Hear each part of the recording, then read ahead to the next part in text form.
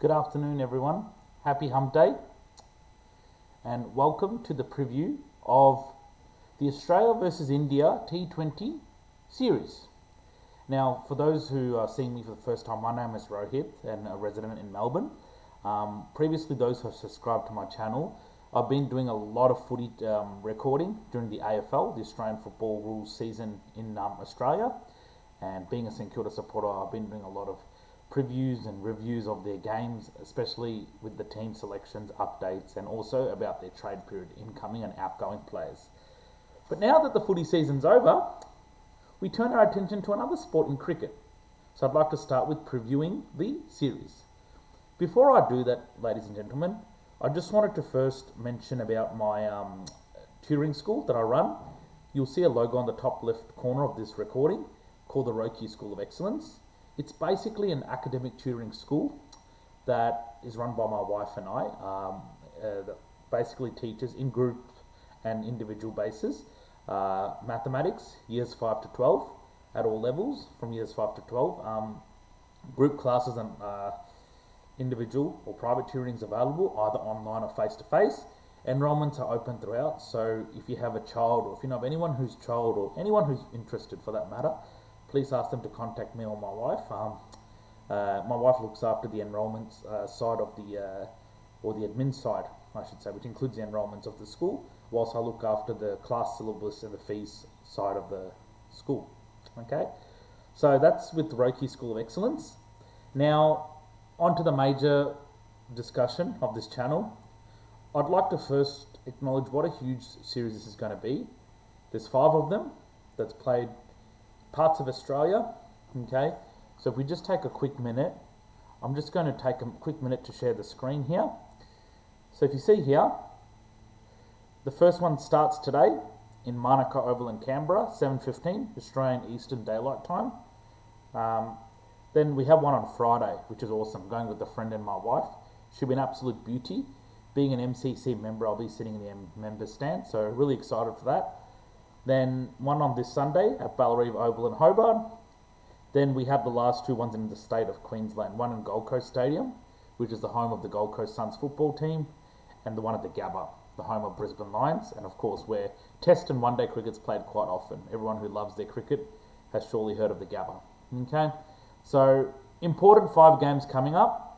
Would just like to take this moment to acknowledge that how we were actually we as in India have been absolutely spanked in the one-day series, lost to Australia 2-1. Okay, so you could imagine what a massive upcoming T20 series it's going to be. Now, with Australia, before we even get into the stats of India and stuff, ever since I've followed the Australian cricket team from young age, like as young as primary school days, you know, the times where Steve Waugh used to captain, Mark Taylor used to captain, one thing I've observed about them as a cricket lover is they are a never say die team, as most teams are. But the way Australia go about it, even when you think they're going to lose or they're going to win, right? If they win, they'll win well, or they'll just fight hard and win. If they lose, on most occasions I've seen they'll make you earn your victory. It's going to be a competitive, the honourable sort of loss. You're not going to be blown away by them. Okay, they are fighters. I think one of their players said we can score anything when we're on, our best is very good. And I agree with that. They are fighters. They might be having a bit of youth players coming in. They might be having some, they might be going through that transition phase of bringing in some youth and players from other franchises, but it doesn't take away their can-do attitude and nothing to lose. So a team like India has to be very careful, because in the one-day series, I'll tell you what, they're absolutely spanked. So this is a absolute great opportunity for a team like India to redeem themselves. See if they can win the T20 series. It might be just 20 overs, but so what? It's an opportunity for them to find form. And keeping in mind, they won the last one day in the losing series which was 10 days ago or so. So a good chance to build momentum off that. Okay, that's the key thing to know. Okay, one thing I wanted to mention. Now, I know the teams will come out just before the coin toss tonight in tonight's first T20 series, but what I wanted to do was take an opportunity to actually go through the potential lineups. So we'll start with Australia. So you've got Mitch Marsh, who's the captain of the T20 side, who has been in some pretty good form. Then you've got Tim David, Travis Head. Travis Head, we saw how damaging he can be at test level. And when he's on, he is on. He can take away the game from you. He was the reason Australia beat India in the Adelaide Test last year and won a great battle between him and Mohammad Siraj in particular. Then you got guys like Marcus Stoinis, who is an excellent all-rounder, especially at BB level. A very quick run scorer he is. Once he's on, he's on. You just have to give him a bit of a sniff and he'll get going. Matt Short, all the way down till about Philippi. They've got some excellent sort of, hitting. Real great hitting to come. I've seen Josh Philippi at BBL level, Big Bash League, playing for the Sydney Sixers, and boy, isn't he such a very talented batsman. Absolute weapons they've got. Then you've got Zampa, Ben Dwarshuis, Hazelwood, each very damaging in their own capacity. And then Sean Abbott, Tanveer Sangha, Xavier Bartlett, Nathan Ellis. So they've got they've got a lot of weapons across all facets of their game in batting and bowling, and they showed that in the one-day series. And no doubt they're going to show that in the upcoming T20 series. So a team like India needs to be very switched on for their game. Okay, they cannot take the Australian cricket team lying down. Even when India have their tails in front, Australia will chase, and they'll chase pretty hard. And just when you think it's going to be over, they'll try and fight till the very end. I love their fighting spirit, Australia. That's one thing I've observed about them in the last few decades. Whether it was under Mark Taylor captaincy, Steve Waugh, Ricky Ponting, and now we've got, who's been the latest captain, Tim Payne, and then you've got all these new captains.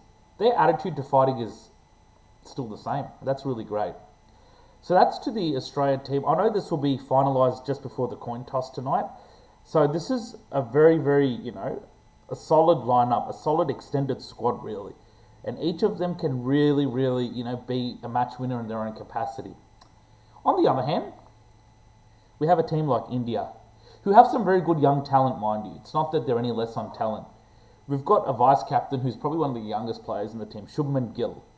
Okay, a wonderful, stylish right-handed batsman, very, very talented, has scored well at test level, has been a very good one-day player. And looking forward to see what he can bring to the T20. And then Rinku Singh is another very good, exciting, shining light to watch. The third gentleman, wow, those who love to know how to play tennis shots in a cricket game, watch this bloke, Surya Kumar Yadav. One of the fewest batsmen in the world of today's cricket, who, when you bowl fast at him, can scoop the ball over fine leg effortlessly and successfully, mind you. It's not an easy thing to do. He's coming up against all types of weapon bowlers, and here is him scooping it effortlessly, and he gets the results. Sometimes it goes over the boundary for a 6. Sometimes it's a 4. Makes it look so easy. So no doubt he'll be a threat to the Australians. Then these ones, I've seen glimpses of the way they have played. Look all right. Akshar Patel, very, very damaging with the ball especially. So if ever the wicket turns a bit and all, this is where he becomes handy if he's included in the side.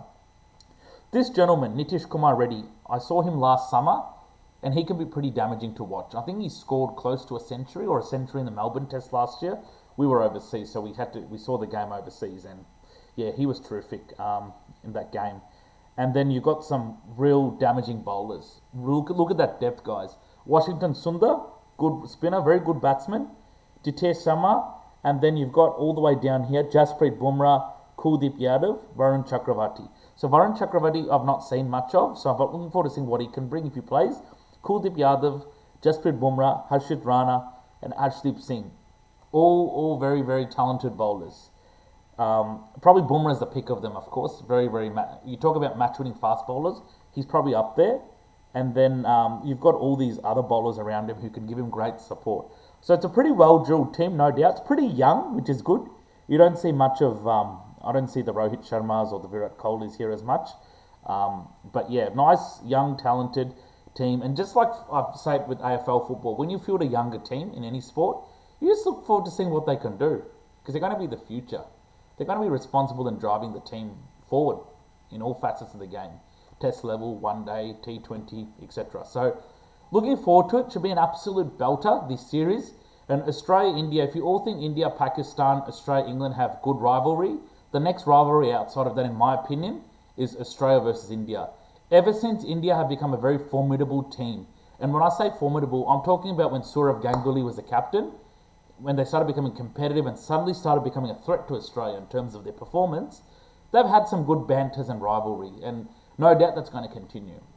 So, looking forward to it. Comment your thoughts, guys, and feel free to subscribe to this channel if you haven't done so already. And also, please feel free to, circulate this channel to other people who you might know might be interested. The more subscribers, I'll be very happy to see. So just feel free to subscribe. Comment your thoughts as well, because everyone's entitled to their thoughts in these channels. Those who've been following my channels very closely have been seeing how I express things, facts, opinions and all. And likewise, you're entitled to comment on your opinions as well. Any questions as well, just reach out to me. My next video is I'll try and do a review of tonight's game, hopefully talking about a victory to India, but let's see what happens. I don't want to rule out Australia. I mean, credit where credit's due. I mean, I know I support India when they play Australia, given my background, but for me, I appreciate a good game. If it meant the opposition played better, credit where credit's due. I mean, you can't take anything away from the opposition. And same when I followed St Kilda in football. I've reviewed games they've won, and I've credited St Kilda for those. And there have been games I've reviewed where they've lost, where I've credited some good things of St Kilda, but also praised the opposition, because really, whoever's the better team for longer is going to win, right? Common sense. So there's a deserved winner, and we'll get to see that tonight, starting tonight. So take care, guys. Have a great rest of the week. I know we're approaching November, so it's been a pretty quick spring. And yeah, I'll speak to you soon. Hopefully talking about a victory to India, but let's wait and see. All right, bye-bye.